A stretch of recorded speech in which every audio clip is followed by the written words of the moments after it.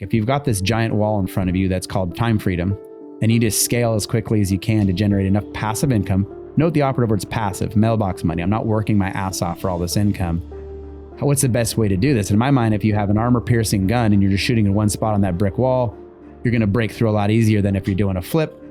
You're doing a land bank, a spec house, a single family house, an apartment, maybe a little mobile home park. Like I'm big on like picking an asset class and using and writing yourself to R1 all the way with that one asset class.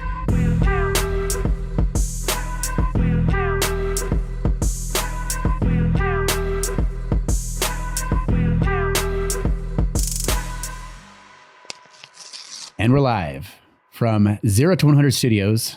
Travis Dillard, Gabriel Hamel, and Mitch England here to talk about how in the hell do you scale from 0 units to 100 units? How do you generate enough passive income to get all your time back, quit your day job, retire, and do whatever the hell you want? I think it just comes down to one strategy, right? Could be a bitch, go buy some real estate. It's that easy, right? Why is even a podcast for this? I know. I like how Gabe simplifies it. He's just like, just stop. Just go buy some real estate. Stop the talk. Well, yeah, I think about like every situation I'm in, I'm always in a better position because I own real estate. I have more choices, more freedom, more levers to pull, like more options because I own real estate. So yeah, there's obviously a lot to it. There's the tactical side. There's things you need to do.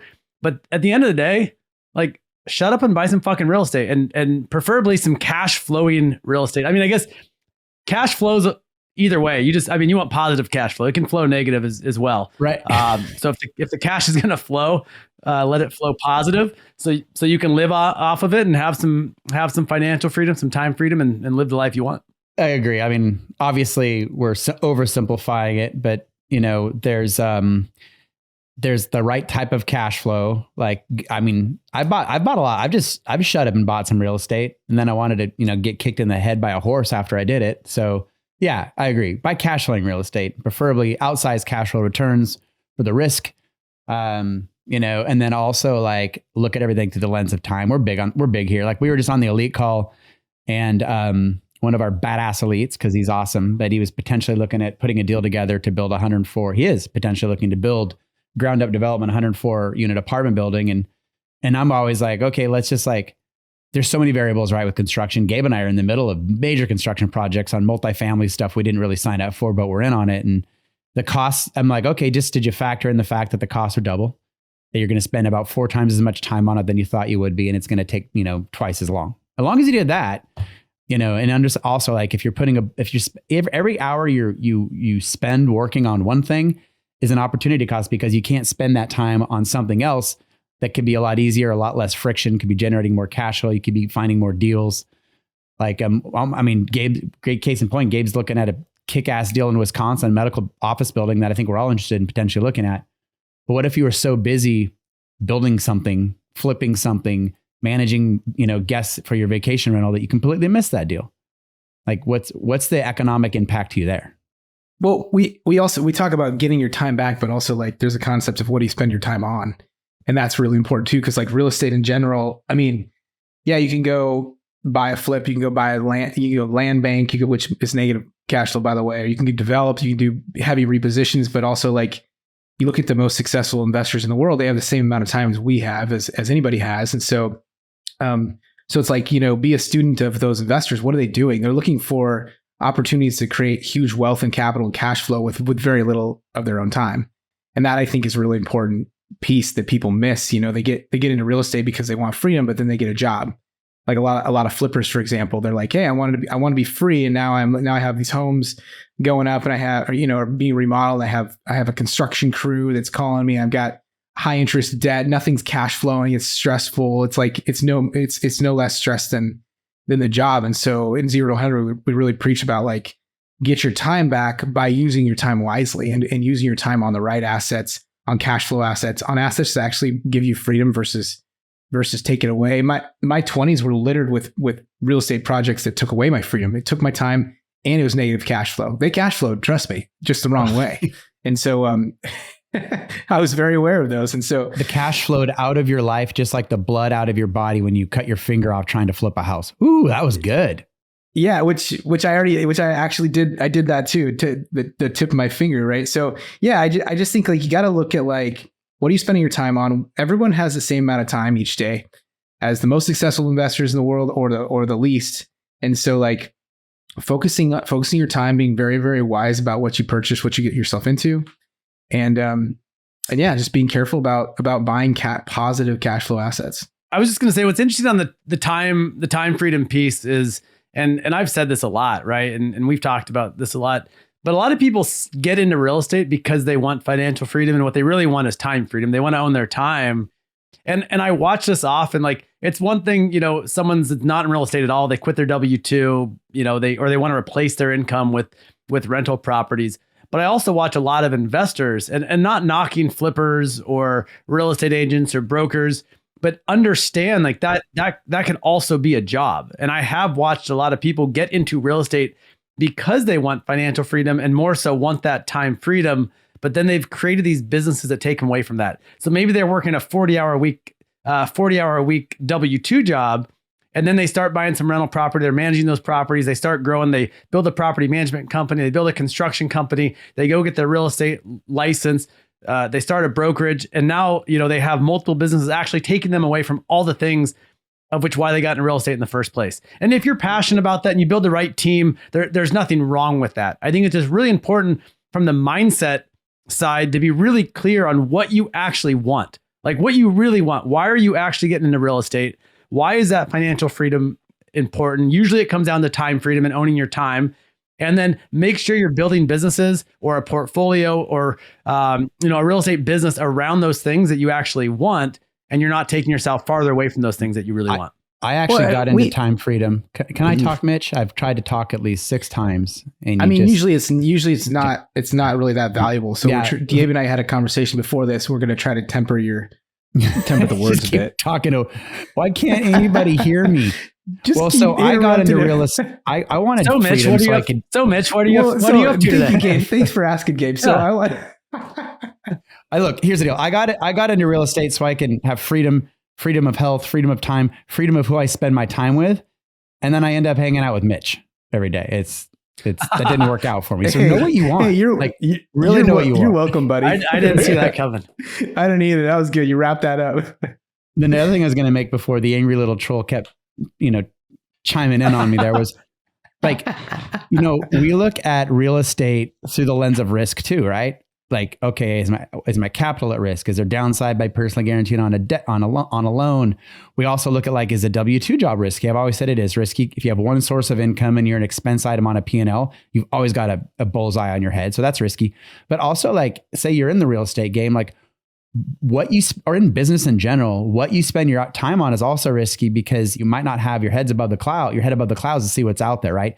Like a guy or girl that's working in the business every single day, dealing with invoices and operational issues, their head's not above the clouds looking at like a major industry shift that's going to happen. Or if we're bringing this back to real estate, like you don't have your head above the clouds looking at like rate changes, or maybe in your particular market, like they're overbuilding. There's too many units getting built, or there's going to be a major shift in the way transactions happen, or there's new asset classes, there's new opportunities, or there's asset classes that are going to be at risk. If you're not out like ahead of the game and, have your head above the clouds because you're busy dealing with government, municipalities, dealing with permits, architects or whatever the hell it is, if your head's in doing low level, low value stuff, you might miss the boat on some big threats or some big opportunities. So Travis and Mitch, all that said, let's dig into the 0 to 100 framework a little bit. What is the 0 to 100 framework? What is it? What a great segue. Gabe, you are a genius. It was a good, I thought it was really good segue. It was perfect. I'm here just to be lifted up by you guys. I appreciate the kind words. And Travis and I just talked terribly to each other, and then we're like, Gabe, you're amazing. We love you, man. Gabe. Gabe, you have, like, we're just, yeah. I don't think Gabe needs us to lift We're him like, up. don't worry, Gabe, we're not mad at you. I think Gabe's self-esteem is just fine. I think he doesn't need 2 angry little trolls to pick him up. So he just has to look. He just has to look in the mirror, and he's like, "Oh, yep, still got it. Got it in." All right, focus. You got 3 guys on here with ADD. We might have some listeners wanting to hear about real estate. That's true. Okay. Not about angry trolls. So, all right, 0 to 100 framework. let's talk about this. So there's actually a story behind this. And I don't know if we've talked about it a lot because the framework sort of like, there's been a framework all along. Gabe followed a framework accidentally. Mitch and I followed a framework accidentally. I know other people that we've paid to get in rooms with, or we've met, or that have also scaled rapidly. They also followed a framework accidentally. And I think there's a story behind this because like, and I'll get into this backstory, and Mitch and Gabe, I'll chime in, and I also want to sort of tie this back to your own stories, but like on our own, Mitch and I, right, on my own, I was taking applications. I was getting calls at 3 a.m. because the toilet was leaking into the downstairs guest bedroom. I got a call that one of my tenants bailed and I had ferrets running all over the house. He left in there. By the way, if you ever hung out with ferrets, they're fucking disgusting. They smell like piss. They pee all over the place. You probably just offended like 40% of our listeners who have ferrets. Did you say that all of our listeners smell like piss? That was... No, we said 40%. 40% probably have ferrets. Okay, that's a high percentage, Gabe. That is a disturbingly high percentage. That's so high. We need some better listeners. Okay, maybe there's one of our members has a ferret. Yeah. All right. Shit, I'm distracted again. All right, keep going. Squirrel, but not a squirrel. Ferret. Ferret. Oh yeah. No. Okay. So I actually remember this application. The guy's like, "Hey, I have a bad rental record. I had an issue with my credit or something." And he's like, "This is my second chance. Like, work with me. Like, I want to rebuild my life." Against my gut, by the way, elite person that was thinking about building that 104 unit. Like, I was like, I don't feel good about this, but you know what? Like, I'm gonna let this guy in. Long story short, 3 months later, he bails and leaves a bunch of piss laden ferrets in. But like, I had a couple units. I couldn't break through. I had a couple $100 a month in cash flow, a few $100 a month in cash flow. And then an HVAC unit would go out and I'd lose all my cash flow and I'm feeding the property. I don't understand the fundamentals of forced appreciation. It's hope appreciation. And I was struggling. I know Mitch can get into his story. He was cutting his finger off, trying to flip houses, using student loans to buy land. I think that's like, I was going to say like a complete idiot, but I want to reframe that. Mitch was taking student loans to buy real estate like a boss. Just one. Maybe the wrong type of real estate. Hey, I was like, I could pay the college, or I could buy a piece of land. So I can't think of a better way to spend that actually. And you're not the only person that I've heard this. Like it's so smart. Yeah, my nephew's in college. He's spending really good money on like liberal studies, and I think he's learning how to rock climb. Yeah, good money spent. So yeah, anyway, so like we were also, at least I was struggling. Like I was like, I thought highly of myself. I'm an entrepreneur. I could scale a business. Like why can't I scale this real estate portfolio?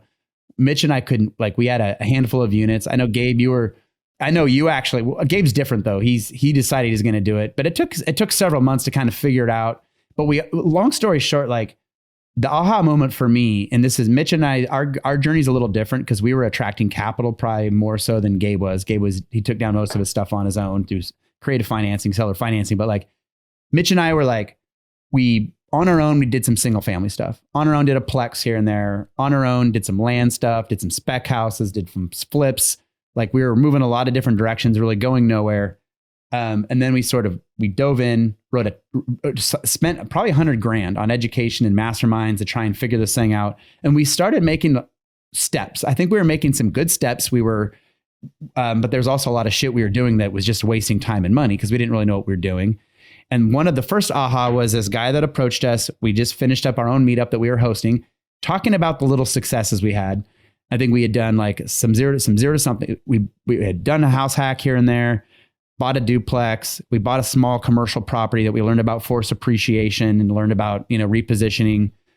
We then sort of narrowed down on an asset class. We picked mobile home parks, which we didn't know Gabe at the time, but coincidentally, he was also doubling down on mobile home parks, probably about this similar time. And then we got to a point where this guy said, "Hey, look, I got $250,000. I'd like to invest with you guys. I love what you're doing. Like I bought a townhouse. I was in the Navy. I sold the townhouse and now I just got money sitting here." This is back when interest rates were like a fraction of a percent. And then from there, we scaled to a 51 unit mobile home park. We bought more properties. We attracted more capital. We scaled to 100 plus units, hit R1 in about 23 months. And the point is like everybody sees that last sort of that scale piece where we actually finally accomplished that. In my mind, people are like, oh my God, Mitch and Travis is an overnight success. And how in the hell do they do that? Look at Mitch. Like, how does that happen? Right. But I think at the same time, but there's so many phases and steps along the way that we did and things we shouldn't have done that unlocked, and I'm going to unlock three things: confidence, mindset. Oh shit, I can do this. Notoriety with lenders, investors, other people go, oh, maybe they know what they're talking about. And then equity. Like you can build equity a hell of a lot quicker in real estate than you can working for somebody, saving your money, giving half to the government, right? Not eating the steak, drinking the lattes. Like that takes a long time. So to me, Mitch and I sort of got to the end of that. We were like, holy crap, what happened? And we went back in and re-engineered this thing. And it's in the book. It's not called the R1 framework in the book because we didn't really call it a thing. We're slowly sort of building out. It's like 100 plus steps, 5 phases. And I'll get into those phases here in a second. But before I do, I want to open this up to Mitch and Gabe because I'm doing all the talking. Like my goal is like get people to go, it is a framework. It does work if followed. Well, yeah. And I mean, if you look at like the whole 30,000 foot level, what is the framework? What is this thing? Like, it's a step-by-step on how to go scale. There's some steps in the framework. Maybe you'll go a little bit different. For example, like we talked about, Gabe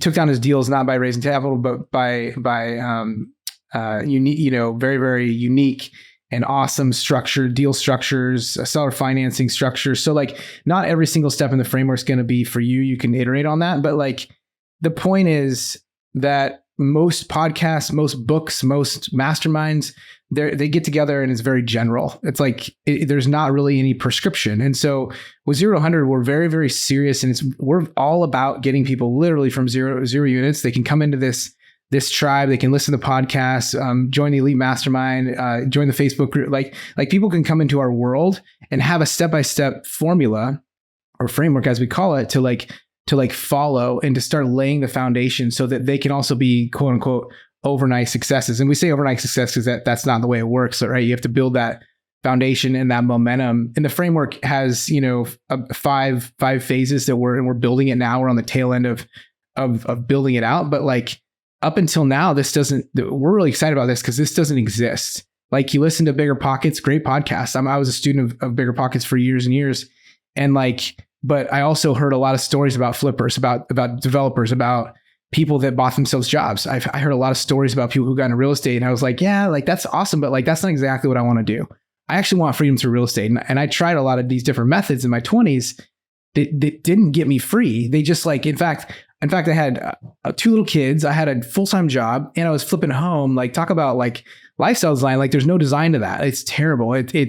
And so I wanted to become an investor. I didn't understand it. I felt like there was this wall in front of me that I could not crest.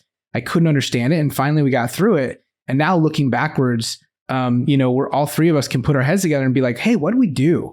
What were actually like the granular steps? Like, when did you house hack? When did you buy a bigger property? When did you raise capital? How did you take that down with seller financing? What that conversation look like? When did you build a website? When did you, start attracting capital to you? When did you write a book? When did you launch a podcast? Like all the things we've done, we're putting in there, and we're very, very open about the steps we've taken. And we're also open about keeping out a lot of steps that we took that were like waste of time. Like a lot of the value of that framework is what to do, but also what not to do.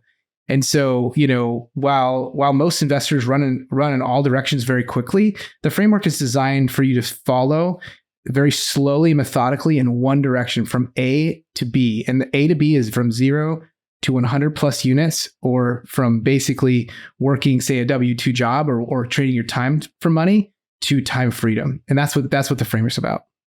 Yeah, well said. I mean, I didn't think of it as a framework early on. What I knew, and I kept it very simple, right? Like I read Rich Dad Poor Dad, I read the Rich Dad series, I start getting ideas, I start implementing these things.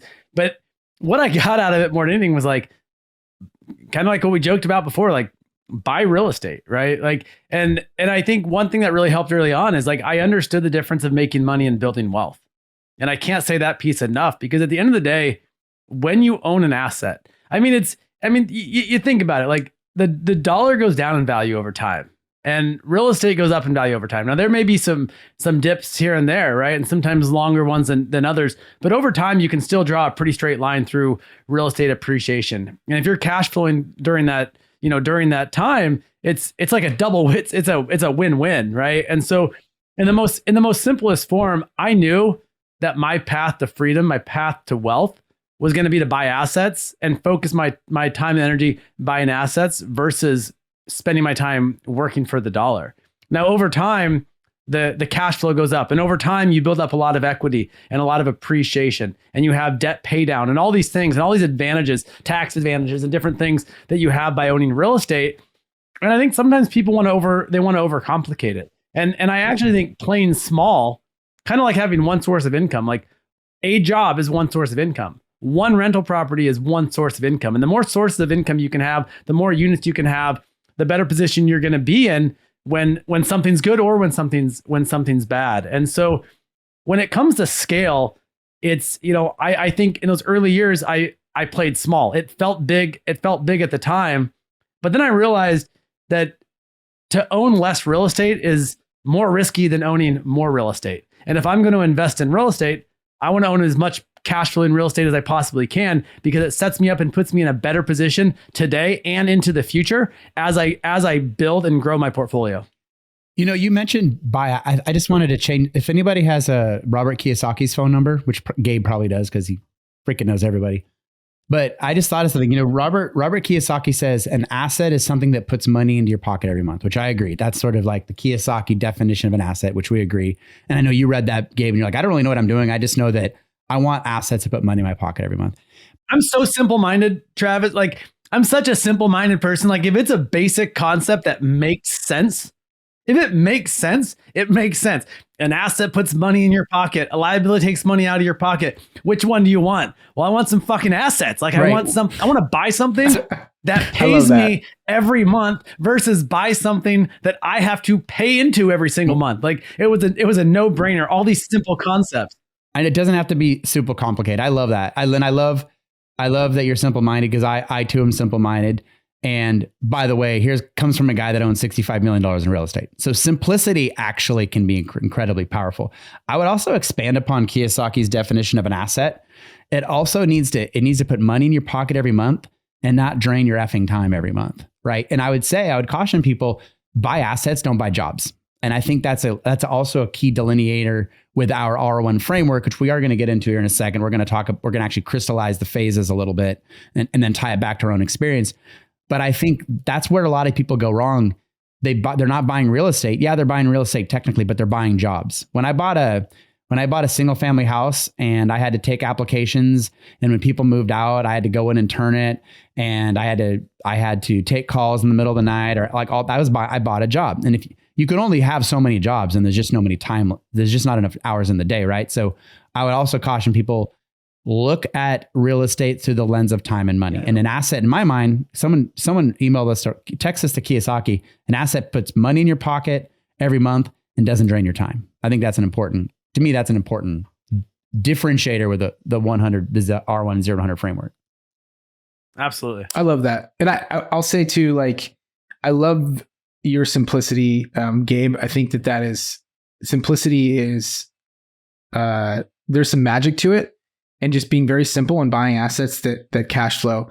I think that also, like, if you think about it, and when I look at you guys, both you guys, especially Travis is very simple. There's like two neurons going back and forth up there. You beat me to the simple. Like, I was going to say we have to draw pictures for Mitch, and he counts with his feet. It's like eat, go to bathroom. It's like eat food. Go. Anyway, animal. He doesn't even call it a bird, just an animal. So it's got to be simple for me. I think it's got to be.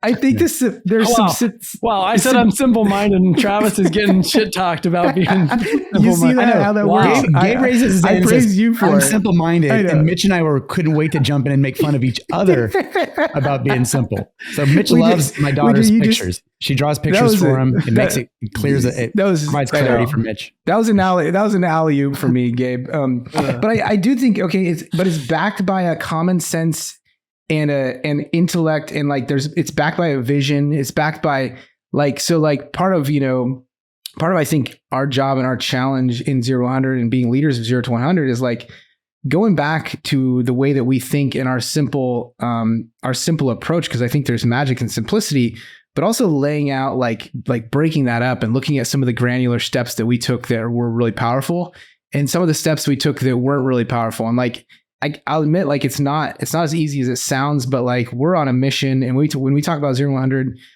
the tribe, the book, the podcast, the elite mastermind, all those things, we're on a mission to really break up those steps along the way and to put them down on paper and to create that checklist. So somebody can come in and say, hey, like, I know I need to buy cash flow real estate, but like, what do I do tomorrow? What do I do right now? And so I think that's where the framework is really powerful. In the end, it is simple. Buy cash flow real estate. Now there's some things in there. There's some big nuggets. There's some steps that we can mine. And that's what we're doing. That's what we're doing with the framework. Yeah, let's break that down. Let's break down that framework, because I know it's easy for us three to sit up here and say, oh yeah, just go buy some real estate. And we've all done that. But obviously there's other steps. So let's talk about what those steps are. That's a good segue for me, since 0 to 100 was all my idea. The book was my idea. The podcast was my idea. The framework was my idea. And I'm like a ski boat racing through the water, and Mitch is swimming behind me, trying to catch up. It's embarrassing. It's true. For him. Yeah, no.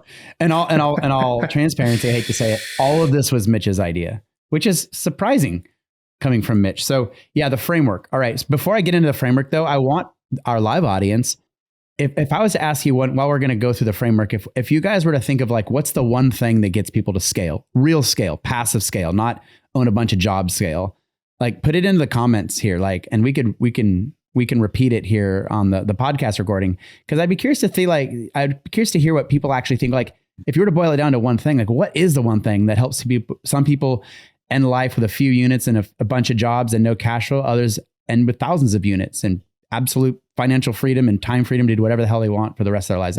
I'd be curious if people were to put that in the comments, but I can't get into the framework. Well, people start to comment, I'll say there's a piece to it.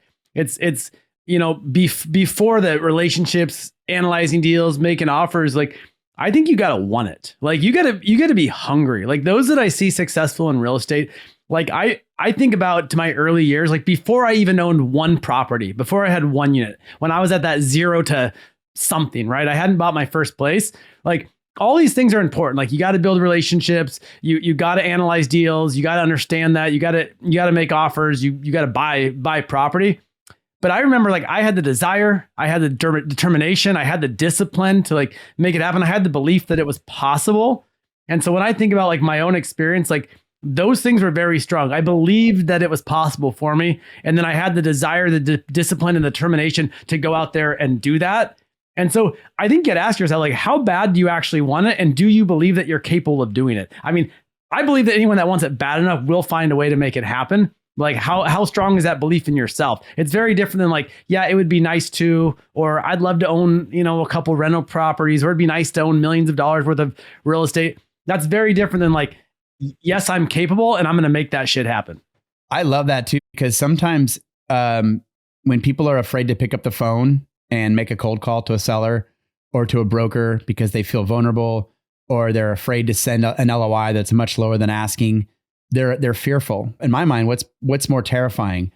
Maybe pissing off a seller that has the wrong price on his asset anyway, or not doing anything and not achieving time freedom and living a life of mediocrity and not actually accomplishing what you're capable of. What's more terrifying? In my mind, I was always more terrified of the latter than actually just hanging my ass out there and trying new things. So can you tell us a story, like specifically when you hung your ass out there and what that looked like? Yeah, it goes along with when I that other story where I got in bed with an alcoholic. I think we're done. Oh man, I didn't know those two went hand in hand. Goodness, I don't know if we'll see that for a different. By the way, Hannah, feel free to not edit all of this stuff. I think she's cleaning up our podcast too much. I thought you were going to say your ass was out when Mitch cut his finger off, but I wasn't going to ask. Unbelievable. You know what? Go ahead and edit that one. So anyway, so I think what we're getting at though is that like the framework is a step by step, but like you emotionally have to be tied to it with a big why and a drive. And if I can talk to somebody who has all the degrees in the world, and they think that they're but they have all the education, the public education, and they've got a corporate job, and they're really impressive on paper. But if they don't have a burning why for this, then I give more credit to the person with $0 who's like, I'll run through walls to make this happen. Dylan, one of our elites. Dylan's a maniac. Dylan's a really good example, like just starting out with very little, but just like has a burning why, has a burning desire, makes a game out of it, gamifies the process, has done a really great job building relationships. And so like the framework's just steps, but you got to wrap it in a big why. And since Dylan is listening live, let's see what Dylan said. He said, mindset, then action, then failure, then try again and again and again. I love what Mitch says about Dylan. Like, he's like, if I can buy stock in Dylan, like that guy's not, he's going to chew both his arms off and his legs. He's just going to be a stump before he actually gives up. Because he has the desire, the discipline, and the determination. Yeah. And all the transactional parts of real estate is the easy part. But he has that desire, discipline, determination, which is why he owns, while he's well on his way to 100 plus units. Yeah. Let's get into some of the responses, and I'll get into the framework. I know you guys are dying to know the framework because it works. Hannah says processes and relationships. I see action and systems and processes. We read Dylan's. Another one here from Ivan: mindset, attitude, vision, desire. Keep compliment. Oh, I was like, Dylan said, keep complimenting me. Best podcast ever. Yeah, we were talking about a different Dylan, buddy. Dylan, not with a Y. The different Dylan, not with a Y. Oh, you thought we were talking about you, Dylan? Oh, this is awkward. Oh man, that's embarrassing. Anyway. Okay. Yeah. Okay. So yeah. Okay. Here's the framework, guys. And by the way, what I love about this framework is some people start at nothing and then they'll slot into phase one. People, obviously, regardless of where you're starting at, some people start with 10 units, 30 units. We have someone potentially looking at elite that has like 300 units. Like the fact of the matter is, like, there's a place where people can step in the actual tactical part of the framework. But to Gabe and Mitch's part, like before all of that, like fast education, big mindset shifts, fast education, fast action. Like we talk about that in the book. Like I can't highlight that enough. But so what does anybody know what the first phase is? The first phase is like, it's pretty basic. Do something, right? 0 to something, right? We talk about, I have 4 different strategies that we talk about in the book. It's either a house hack, which is something that we've all done, where you live in a house, rent out rooms. Maybe you live in a duplex, rent out another unit. Maybe you buy a single family house that's just non-occupied. So it's a rental property. You do something to get in the game. Another one that people often don't think about is sort of a 0 to something strategy would be to find a good operator, potentially in an asset class that you might be interested in. And if this is like, maybe like, say you're a physician or an attorney, or maybe you have some capital set aside, even whatever the case is, you invest with somebody else, but you stay close to them in the operations, right? You're on the call with them every month. You say, look, I'm going to invest with you. We're going to JV, maybe joint venture this deal, but I want to know like how you look at this deal. I want to know how you underwrite it. I want to know how you perform due diligence. What do you do before you close it? What do you do after you close it? How do you operate the asset? Like, that's a great way to learn, because the 0 to something strategy, you want to build equity. Number one, any of the strategies you do, you want to build some equity, right? When I bought my first house, I was a 714 square foot house, walled off half the garage, rented with the other bedroom and the house out. And I was making like 30 something. I was like making no money. 5 years later, though, I sold the house and walked away with $60,000. There's no way I could have saved $60,000 making $30,000 a year and giving half to Uncle Sam, right? So you want to build equity in that first phase. You want to build some confidence and some notoriety. Travis, I love that you say do something, because I feel like there's a lot of people that are not willing to do something. Like we talk about, those early young investors, like go out and go get an FHA loan and go buy a 4-unit place. You can get 1 to 4 units, live in the smallest side, live in the living room of the smallest side and rent out the 1 bedroom or whatever it might be. Young single people, like do the things that most people aren't willing to do. For sure. Gives you outweighted outcomes. And a lot of people, you're in your early 20s and you're just starting out, like go buy that 4-unit place and live in the smallest unit, rent out the other ones.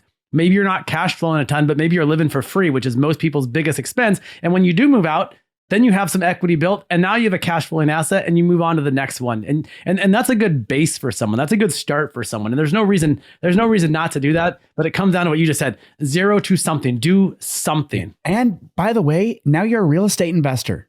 Like that's when I was like 22 years old, my aunt and uncle, who are real estate brokers, said, just buy something, like do something. And it worked out, right? I became a real estate investor. And And now people look at you differently because notoriety is the other thing you're getting in each one of these phases. How would other investors look at you? I don't like to say the word raise. I like to say attract capital. That's further on in the process. How do banks look at you? How do brokers look at you? Like, you've done something, which is a lot more than most people, right? And I love the fact that Gabe said like live in the crappiest part of the house. Maybe I should have lived in the garage. In fact, I should have. In hindsight, I should have lived in the crappy garage and got more money out of the bedrooms. Like, I know Dylan and Elite, like when he first started with Elite a couple years ago, like he house hacked, he built like a little apartment in his garage, right? And so he lived in like the crappiest part, and because he's a single dude. Yeah, I agree. Like, do something, 0 to something. So what are the 4 strategies? Yeah. House hack, Plex, non-owner occupied house maybe, or invest with an experienced operator. Go ahead, Mitch. But also, it will show me somebody who's going to house hack or live in their garage or live really simply. And I've done anything from house hack to live in a basement and put a wall up so it paid for the house. I've lived in a camping trailer and a KOA for a matter of months. We've done, but you show me somebody who will do that now, and you're basically showing me a multimillionaire in the near future, because what you're doing at that point is you're saying my wealth and my future, my equity is more important than my comfort today. And a lot of people exit college or high school and they want the nicest apartment in town with stainless steel and all those things. And then there's a very few people, right? Or there's a very small percentage, maybe less than 5%, that will go out and house hack and figure this out. And by the way, those folks are going to be the top 5% in the country, most likely. A lot of times that's the 1%. And if you talk to the 1% or the top 5% in our country that are in their 40s, 50s, 60s, most of those people have done this. They've taken steps throughout their entire life to build equity and wealth and cash flow above their own immediate comfort. Well, all 3 of us did this. Brandon did this. Like, we're friends, and Brandon turned, like, Brandon did this. He's still, like, I still house hacks. Like, this is something that most people have done. And I think it's and he'll say that, by the way. I'm not disclosing any. Brandon's actually admitted that, like, yeah, like, he actually has a really cool house on Maui and he's got an apartment down below, but like, I think he did. Maybe he's got guests that stay there now, but either way, like, you're right. Like, find people that are willing to be scrappy like this, and you're going to find people that are going to be multimillionaires someday. Absolutely. I love that.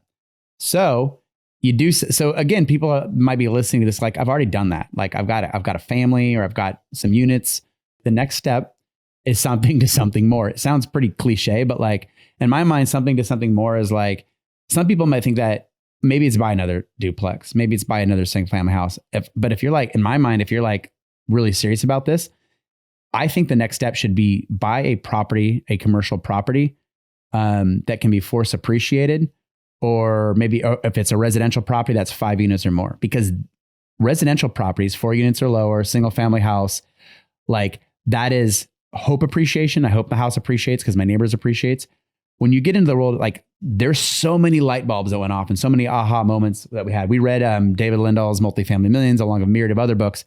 When Mitch and I first learned about forced appreciation, which is I can buy an asset, it could be in an area that's not growing, it's not getting gentrified, it's whatever the case is, but I know if I can, for every annual dollar of profit I add to that property, which is called net operating income, I increase the value 10 to 20 times. Mitch and I buy properties in sleepy little areas, consistent populations, all the time, and force appreciate them by millions of dollars every year, which is crazy. And so the 0 to something strategy in my mind is like, get into the game, but next, like, understand the absolute power of force appreciation. Anything else there you guys want to add? I'll add to that. I think that the something more stage is really, really important. And what most people do is they go buy something that they're comfortable with based on the last purchase. So they say, hey, I did a single family, or I did a duplex, I did maybe it's a single family rental or a house hack or whatever. And they go buy that same thing. So they say, hey, I did a duplex, I can go buy another duplex, because that's what they're comfortable in. And they play between that four units and lower, and they're never taking advantage of the fundamentals of commercial real estate, of real estate that you can force appreciate, you can cash flow, you can hire better management, and so they stay comfortable. And most investors I see that are, say they've been investing all their lives and they have a couple units here and there, they never push themselves to be uncomfortable and to try those bigger properties. And so I think something more is another step where you can push a little bit, get the experience, understand what it's like to own something with 5, 10, 50, 20 units, understand that. And by the time you hit that, Now you have the small unit. You've done that. You've taken action. You've got the bigger unit. You understand forced appreciation. You're taking advantage of all the tax benefits. You're setting up potentially an LLC, you're isolating bank accounts. You're taking all those steps to basically build your company today like it's a big company. And you're really, really gaining some traction and some experience. So something more is not like, hey, go buy another single or duplex. It's like, let's get in the game. Let's get you the commercial level, which is 5 units or more, by the way. And when you're dealing with residential housing, and start taking advantage of that and building your foundation in that way. I agree. I like the something to something more. And it's really like where you focus your time and energy as well. I mean, when I was looking for small multifamilies for those particular years in this certain neighborhood, well, what did I buy? I bought small multifamilies in this particular neighborhood during those years. When I shifted my mindset, I think it was around 2015 or 16, I was like, I need to scale. I need to start buying bigger stuff. I'm going to buy 10 units or above, right? 10 units or above. Well, what did I end up buying that year? In December of that year, I bought an 11 unit apartment complex. At the time, it was my biggest property, but I stopped looking at the small multifamily in this particular area. And I focused on looking at 10 units and above. So obviously those were the conversations I was having. Those were the property I was looking at. Those are the properties I were analyzing, the properties that I was making offers on and eventually bought. Same thing was true when I focused on the mobile home parks. When I started to buy mobile home parks, I turned off the faucet to single family, to small multifamily. And I got very, very focused on the asset that I wanted to buy. I started building relationships in those with those types of brokers. I started analyzing those types of deals. I started making offers on those types of deals. And what did happen? I started buying those types of deals. And I think some of it is, I always go back to mindset. People will end up building a portfolio or building a life to the extent of which they feel like they're capable of doing. And so like it goes back to that mindset piece. Like there is no ceiling in real estate. There's absolutely no ceiling. It's why some people own billions of dollars worth of real estate and some people own one duplex, right? And it's not to belittle those that bought that one duplex, because that's a lot more than the average person owns as an investment property. But you can take real estate investing to whatever level that you believe you're capable of doing. That as long as you have the processes, as long as you have, the skill set to do so, all those things can be learned. Okay. I love that you said that about there's no cap with real estate. I always thought of real estate as kind of the great equalizer in this country. You can have people that come here as immigrants. I know guys that came here under the Dreamer program, or you can have people that start in all different stages of life or different socioeconomic backgrounds. And if you really get your mindset right, really learn, take action and scale, real estate is the great equalizer. You can take people that come from nothing and they can grow massive amounts of wealth and cash flow and freedom. Now, is that available in every country of the world? I don't know. Obviously not, but certainly in this country, I think real estate is absolutely the great equalizer. So are we ready to go to the next phase, Mitch? Let's do it. Yeah, let's go to phase 3. Phase 3 is niche down and pick an R1 asset class. Now, some people don't follow this necessarily step by step. For example, Dylan, by the way, I'm going to rewind back to the first 2 phases. Dylan, house hacked. Next, I think he had a small plex on the coast. He did a small mobile home park. He bought the mobile home park, I think, before the plex, the small 12 unit on the coast. Mitch and I bought a 12 plex, actually, coincidentally. Dylan was a 9 plex. Mitch and I, when we scaled to the something to something more, we did a 12 plex. We learned about that. And then the next step was, let's really understand, let's niche down. Let's pick an asset class, our R1 asset class. In my mind, that's how do you learn as much as you can about a very specific asset class that's going to get you to R1. So I would say that's not developing, that's not flipping, that's not vacation rentals. It's maybe vacation rentals if you can somehow figure out how to do it without, it consuming all of your time. But Mitch and I were looking at apartment buildings. We went to Milwaukee. We were looking at larger apartment buildings. We were all in on apartment buildings, and we started seeing mobile home parks pop up, and we decided that was going to be our asset class. So we got books and we learned as much as we could about mobile home parks, because in our mind, we wanted to become the best and the most knowledgeable in that specific asset class. And then we actually used equity from previous steps. Mitch had actually flipped a house, took cash from that. I had a duplex that I sold and did what's called a 1031 exchange. And we bought a mobile home park 2,000 miles away. But notice yet we have not attracted capital. We haven't partnered with anybody with money. We partnered together. And Yarrick, I know you're asking can I do this without, raising capital? And we can talk about that. But in my mind, I always like the analogy that Mitch was talking about a second ago. It's like if you've got this giant wall in front of you that's called time freedom, and you just scale as quickly as you can to generate enough passive income. Note the operative word's passive, mailbox money. I'm not working my ass off for all this income. What's the best way to do this? In my mind, if you have an armor-piercing gun and you're just shooting in one spot on that brick wall, you're going to break through a lot easier than if you're doing a flip. You're doing a land bank, a spec house, a single family house, an apartment, maybe a little mobile home park. Like I'm big on like picking an asset class and writing yourself to R1 all the way with that one asset class. Obviously, it never quite pans out this way, but that's a really good sort of like directionally. I think that's a good idea. Well, and I think it's okay to buy different assets. We've all bought different assets on this call, and I think that's fine. But the concept is that you dive deep on an asset class and get really, really good at it. And so I know, like Gabe, for example, you were really good at small apartments. Then you were really good at mobile home parks, and today you're in triple net, which is great. Like that's fine, but different like, seasons. And we have different seasons. We have different assets as well. So it's not that like you need to just choose an asset and stick with that for life. But what we realize is like real estate's a broad topic. So when you're talking about a mobile home park versus a storage unit or triple net, yes, it's all real estate. Yes, it's all cash flowing real estate if you buy it right. But they all have their own like nuances. They all have their own. And if you don't go deep on that asset class and really understand it, then you're surface level. And guess what? Every single stakeholder knows that. Every broker you talk to, every lender you talk to, investor you talk to, mentor, everybody knows.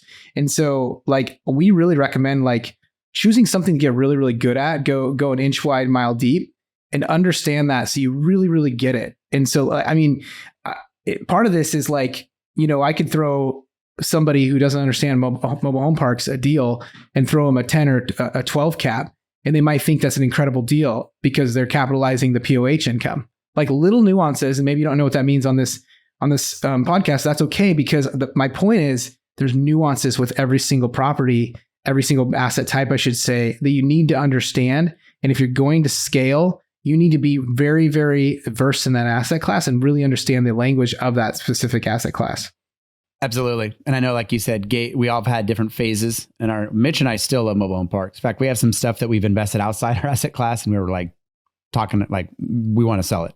At least sometimes I want to sell it. I think the thing too, like I say a lot, like I micro focus on whatever it is that I'm investing in. And so I've been doing this, gosh, it's close to 20 years now. So when I was buying single family, that's what I looked at. When I was buying small multifamily, when I was buying mixed use, mobile home parks, like I was very micro focused on those asset classes at the time I was buying those asset classes. Right. So even though I'm invested among many asset classes throughout the country, I do focus on those particular assets. I've been doing it for, almost 2 decades now.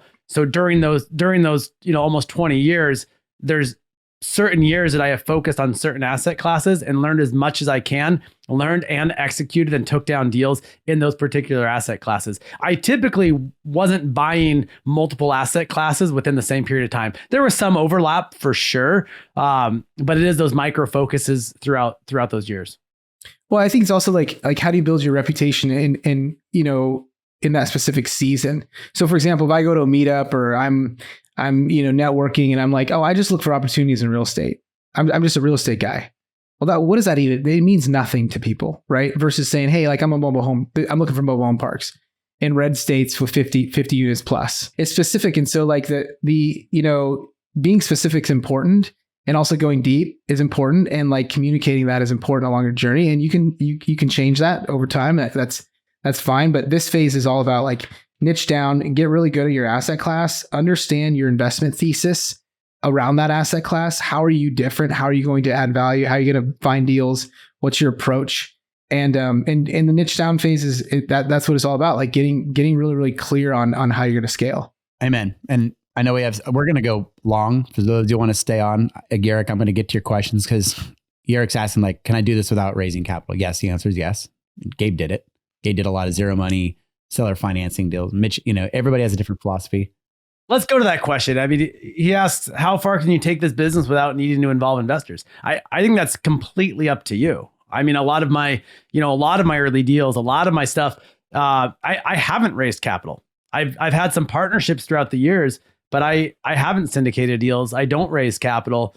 and I have a good sized portfolio. And so it's really up to you. You can build a real estate business in a lot of different ways. You can do it yourself. You can do a lot of creative financing as you build your portfolio. You can daisy chain into the next property. You can sell property. You can take equity out of other properties and put it down. You can build relationships with banks and private money lenders and hard money lenders. You can do it that way. Most of my properties, up until a couple of years ago, all of my properties were bought with creative financing of some sort, seller financing, private money, hard money. And a lot of that's around building relationships. Other ways to do that, obviously, if you're going to raise capital, would be the syndication model or the JV model. And so it's really up to you. Like, what do you want your business to look like, and how do you want to finance those deals, and what types of partners do you want? Do you want to bring in a couple partners and JV the deal, or do you want 100 investors? There's not one right or wrong way when it comes to necessarily like how you partner or how you scale. It's more of a personal investment philosophy. Like me going forward from now on, like I want strategic partnerships. I want to partner with people that are already heavily invested in real estate and get access to larger deals with larger investors that maybe I wouldn't buy on my own. But for many of those years, it was me just buying stuff on my own because I wanted to hold 100% of the equity. Or it'd be a partnership where it's 50-50, or, we'd own, there'd be 3 people and we each own a third. Like, I kept it pretty simple. And, going forward, it's like, I like that model. I just want to do it on a much larger scale. I was going to give an example, like this last Wisconsin property that we bought, we syndicate right now, right? We raise money, we partner. We have a team that we have within Cadia Capital Group, but like, theoretically, I could have found that with no money.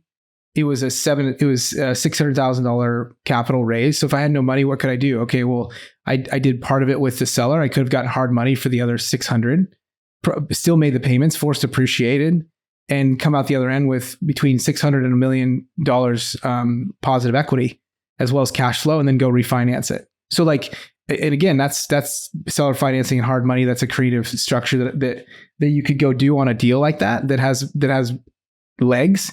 Now for me, it was, it makes more sense to bring in the team. Like that's our business. That's what we do. But like, there's absolutely an option to go build this without raising capital from investors. Yeah. And I think I want to I'm going to try and articulate this, and I want to just kind of talk about why we like to raise capital. And by the way, I like to use the word attract capital. I think raise capital is like, oh, Mitch just called me. I have to sit down at Starbucks with him. He's creepy. He's going to try and pitch me on something. Right. Like, Mitch is creepy enough looking. People like me, so I don't know. Yeah. Well, people like me more than they like you. So okay, well, that's debatable. So here's the thing. Like, here's why I like it. First of all, here's a myth. Raising capital isn't getting online, having a webinar, having creepy coffee with people, multi-level marketing. Really, when Gabe said, hey, I got a few buddies together and I found a deal and we pulled our resources together and bought a deal together, that's attracting capital. Like, Gabe found a deal. He knew he can force appreciate it. Maybe he had the operation. Maybe someone has the deal, but they don't have the capital. Someone else has the capital. They come in, they joint venture on a deal. But because Gabe found the deal and he can operate the deal, he knows how to like operate it efficiently. That's where his value is. This guy's value is he's a full-time W-2, but he has the capital. It's partnerships. It's not like, we don't need to be open door capital. We don't need to be BlackRock where we go raise a bunch of, it doesn't have to be that. And by the way, I like the word attract, because if in the framework, we talk about being a thought leader, being excited, telling people about what you're doing, you will never have to ask for a dime. People will come to you and say, I've got money. I want to be a part of this. I want to be a part of what you're doing. So I did want to also, like, you don't need 1,000 investors. If you wanted to, like Mitch and I, like, we're going to grow to 1,000 units, and we're probably going to do it with maybe like 5 investors. When I say investors, these are a team. These are people that we partner with. Because when you learn how to buy a property, you bring people with the capital together, they're excited about it. You're giving them a great return, 25+% internal rate of return year over year, right? So you're doing a service for them that they're not going to get anywhere, right? And then if you learn about how quickly with commercial properties, if I can force appreciate a property and raise the value of it really quickly by improving the net operating income, reducing expenses, driving up income, doing all the things we talk about in the framework, which is called lazy reposition strategies. I'm not talking about building apartment buildings from the ground up. I'm talking about optimizing existing cash flow streams. You can then go take new debt out on that property and return capital back to your investors within 12 to 24 months. We've done it in 11 months, all of their money back to them. and then they've got all their money back, but they're still on the deal and they're still getting cash flow. And then they give the money again and you do it again. So you can recycle cash pretty fast. I don't need to go have 1,000 investors. I can just have a small group of people that trust me and trust my experience. But you're not going to get to that point in my mind until you do some stuff on your own. You take down a small commercial property, learn that, pick an asset class. Like you got to take these steps before someone's going. And that's, I think it's irresponsible to go ask people to invest with you until you've done some stuff on your own and you've learned. So raising capital doesn't have to be creepy coffee with Mitch. It can be a small group of men and women that work together to go take down properties. So here's why I like attracting capital. You can buy bigger properties. Can you scale to R1 a lot faster with bigger properties, Gabe? Gabe just said it. I want to do bigger properties. I want to instead of buying $1 million property, I want to buy a $10 million property, right? And with bigger properties, you can afford what? With bigger properties, management, people that can run the asset. And so there's a time component to it. Again, we're not buying jobs, we're buying assets. And assets put money in our pocket and don't suck our time out. With bigger properties, you can put competent management in place. Also with bigger properties, with a lot of cash flow or more cash flow, you can also invest outside your backyard. It's hard. It might be hard to find cash flowing properties in your backyard, but if you can buy bigger properties, we're looking at doing a deal with Gabe maybe in Wisconsin. Mitch and I just bought a property in Wisconsin. We got properties in Florida and the Carolinas. We can do that because they're bigger properties. So when you finally realize that bigger properties gives you a faster path to scale, and what's going to allow you to buy bigger properties oftentimes? Partnering with people with capital. They go hand in hand. Sorry, I just wanted to hit that soapbox for a little bit there. I love that. I think we're slowly moving to the next phase from niche down. And the next phase is the foundation. And that's really like, if you think about the foundation, it's really like building your experience, which we've already done by buying a couple properties, right? You got in the game, you went from something more, then you niche down, you're really understanding your asset class. And the foundation phase is all about like literally like getting ready for the scale phase, because the scale phase is where it gets really fun. And the scale phase, you're marrying up capital, whether it's you raise it or it's hard money or however you find that capital with deals, and you're going to the next level. And this is where you break through 100, you break through 200, 300, you go to 1,000, you go as far as you want. But I just want to note, like up until the foundation, we've focused on experience. But the thing that we really need to start thinking about, especially during this phase, is your network. And really, the network should be the whole time. But like really being diligent about that, because like you talked about, even Gabe bringing a deal and saying, "Hey, I'm going to bring in some partners to that." Well, like there's a lot of groundwork that's been done way before that, because Gabe has good relationships with a great network. And so like when I think about somebody I'm going to invest in, first of all, I want them to have experience, but I also want to know, like, and trust them, because that's who we do business with. And so your network is really, really important. And like part of the way to build your network quickly and to offer value at the same time is to be a thought leader. And like we read about this early on, and we realized like being a thought leader means a lot of different things, but what it really means is you're offering value to people in the industry, in real estate. And so like Travis talked about our first meetup that we took on we were a thought leader, a small thought leader, but we had like 10 or 20 people at our meetup, and we were just giving back. We were telling people what we did, sharing our strategies. Hey, here's how we found this deal. Here's what we're doing with it. Here's how we're force appreciating. But like the law of reciprocity started to kick in, right? We were giving without any intention of receiving anything. And somebody approached us and said, "Hey, I want to invest with you." So like part of the Elite Mastermind, we talk a lot about this. Like, yeah, like we need to know deals and offers and strategies, all this stuff, but you need to be a leader and thought lead. And when I say thought lead, think of another way of saying just you need to give. You need to give back. So if you bought a duplex and you had great success, guess what? You should be helping the people who are looking for a duplex and don't quite understand it. So you're always reaching down to the individual, maybe right behind you or behind you on the trail, and helping them. And that creates this magic that's hard to describe. But when you help without the intention of receiving anything in return, things start to open up for you. And so I want to mention that, like in the scale phase or the foundation phase, is like thinking about like, okay, yeah, we've gained some experience, but now we're also gaining a network that you're giving back to, and you're loving on, and you're helping, and you're nurturing. I love that. Again, we talk about every phase focusing on the 5 pillars, right? Which is continue to learn, education, continue to look at deals, learn how to find deals, learn how to find gold in deals that everybody sees, that nobody else sees, that only you see. That comes with just fast education, becoming really familiar with your asset class, partnering with people with capital, investors, operations. Like we're talking about all the different pillars per phase, and network's huge. Like it's a relationship game. We've talked about that again and again and again. So that's the foundation phase. That might be a website. That might be setting up some processes, some systems, some checklists. that's basically getting yourself ready for the next phase, which is the scale phase. And the scale phase is what everybody sees.